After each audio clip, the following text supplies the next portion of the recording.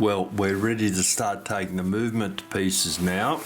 I'll take this little piece off here first so we don't lose it. Put it in a dish.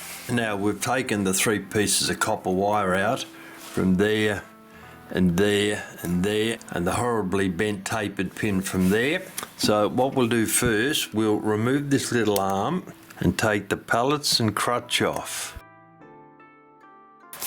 Put that aside, and both the springs have been contained, so we should be right to start lifting the top plate out with too many dramas. So we'll see how we go. Turn it round and try it from this side here. Whoop! Wow, something shot out there at a great rate. I'll get that in a moment. The glove is caught up on that spring and it shouldn't have been. Alright, so I'll find that other piece. The escape wheel goes in there. The hammer levers come out. And I'll find that piece that shot across the room, then we'll come back.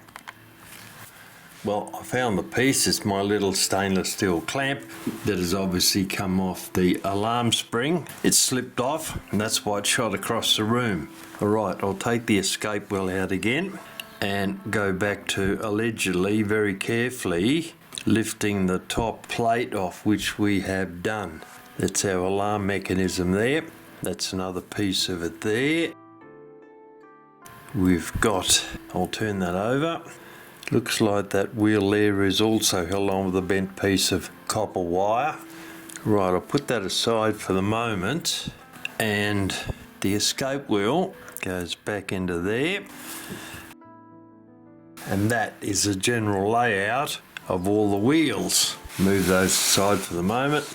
And now we'll take the springs. I'll put the key on, that'll make it a bit easier to unwind it and can hold a bit of pressure on it.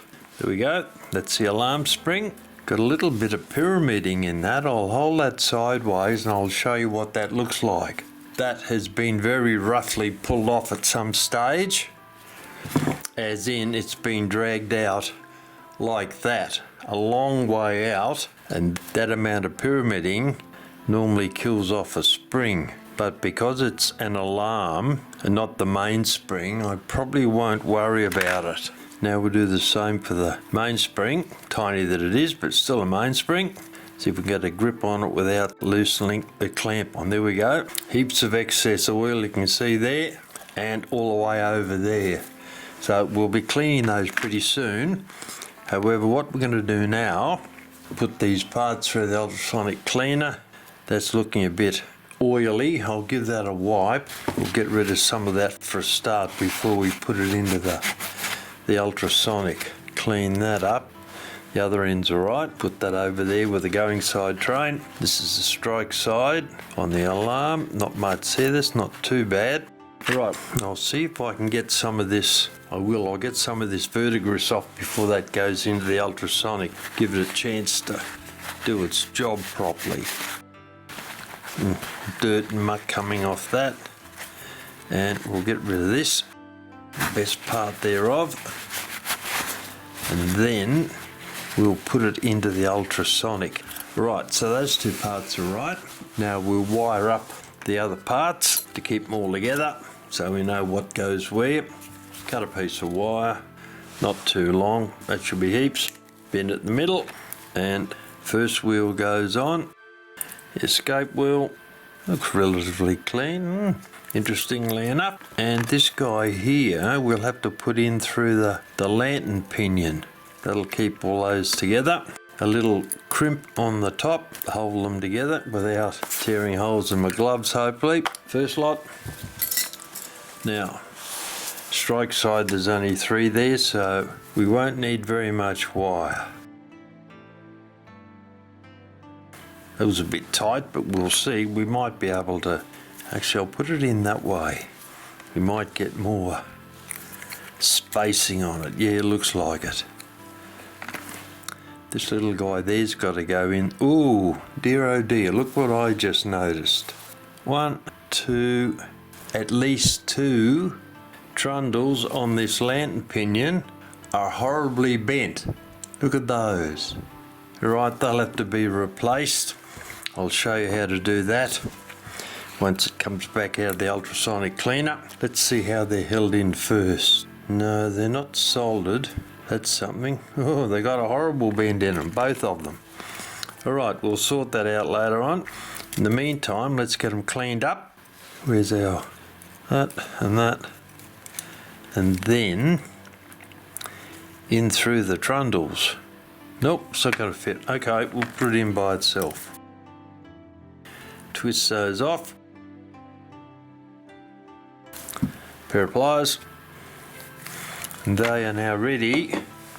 I'll put them into the ultrasonic cleaner. While they're there, we'll clean up these horrible, nasty looking springs in some kero and then some lighter fluid to finish them off. Then a quick whiz over with a hot air gun. Alright, I'll put these into the ultrasonic and then I'll be back. This is the basket for the ultrasonic cleaner. We'll put the front and the back plate in first. They'll sit down there nicely at the bottom. And then a bundle of wheels from the time side and the bundle from the strike side, in this case the alarm, and that one there. And also, I almost forgot this tiny little piece up here that's part of the alarm mechanism. So I'll put that on a piece of wire and keep it relatively wide, twist the end off so it won't drop out through the bottom of the cleaner, and I'll put that on there. First up, I'll remove the mainspring clamp from this little spring. Now normally I would do this in that super duper little tool I made, this one here that I've showed you how that works before, and we'll use that to rewind the spring and clamp it up again. But because it's only a small spring, I'll take the clamp off in the gloved hand. It should slide off, I think. Give it a look and see. And you would not do this with a full-size spring. And there's the spring.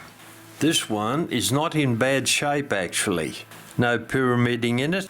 Right, so I'll put both these springs in some kerosene and we'll let them soak for a while. Make sure they're both covered. That's got them. Now I'll go and complete the cleaning on the ultrasonic. It's just given me another beep to let me know. So I'll go and do that. Then we'll come back and then using some Q-tips and some lighter fluid, we'll clean these couple of springs up and put the clamps back on them. Well, we're ready to start cleaning the little springs now. They've been resting in kerosene for about 10-15 minutes. So I'll take a Q-tip and I'll run it around in between the coils all the way round. Get some more kero on it, rubbing it backwards and forwards all the way down, including it in between the tight coils down here, so that we can remove any oil and dirt that's built up over a long period of time. And we won't get much further down than that, I don't think, because it's pretty tight. No, we're not. Alright, it's a shame about that being pyramided, but you can't push it back into shape again, unfortunately. Once it's there, it's there, and that tends to be the end of it. Well, doesn't tend to be. That is the end of a mainspring if that happens. But because it's an alarm and therefore not vitally important to the running of the mechanism, I'll put that back in and see if we can get it to work, and I'm quite sure we will. Right, I'll drop that into some naphtha I've got over here, some shellite or naphtha if you like, or if you prefer some lighter fluid, drop it in there for the moment, and the naphtha will remove the kero that we've got on it. Now we'll get into the mainspring here, which is in relatively good nick by the look of it. Once again, we'll run round in between the coils with a Q-tip, methodically working our way around so we can clean it up as far as we can get up into the tight section. I reckon that has seen better days. See where we can get in here relatively easy. There we go. It's getting pretty tight down there now. I don't know that we're going to get much further around there, but we'll give it a try and see. It's getting very tight in there at the moment. We're getting down there. We're certainly not going to get down into there, that's for sure. We're struggling and straining at the moment, and I think that's about as far as we're going to go. You can see the discoloration in the colour of the kerosene. Oh yeah, you'll be able to see that. I can see it more clearly. It's certainly got quite dark. That looks clean. All right, I'll put that over with the other one into the lighter fluid. Let it sit there for a minute. We'll put the kero back into the bottle. Then we'll come back and then we'll run over the springs with a Q-tip. We'll clean them off and then we'll run over them with a hot air gun to remove the rest of the naphtha. Okay, that's sorted out the kero. So we'll now clean up the springs and the naphtha. You can see the gunk we got off the springs in the kero are pretty seriously grubby. All right, back to the little alarm spring. Gives a bit of a shake off. Then once again, run round between the coils. Go as far as we can. And a bit more distance to cover yet. Just wind him down. All right, put that one aside and I'll get the mainspring now. Use the other end of the Q-tip. And off we go on our little journey again. All the way around, cleaning both sides in between the coils. Cleaning both sides of the spring in between the coil. And that's getting about as far as we're going to go.